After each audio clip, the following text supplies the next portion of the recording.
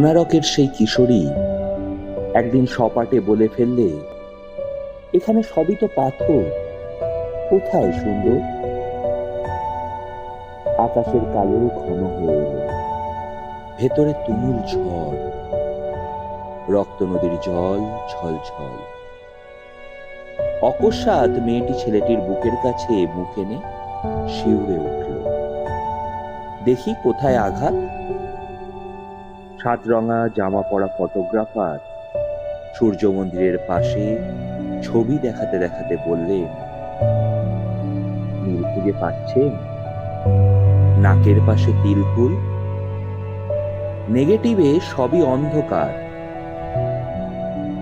চোখ তখন উড়ে গেছে পাখি হয়ে। মেয়েটির ছায়ায় দেবীর ছায়া দাঁড়িয়ে, ভিন্ন আদলে খুঁজেছে নিজেরই আভাস।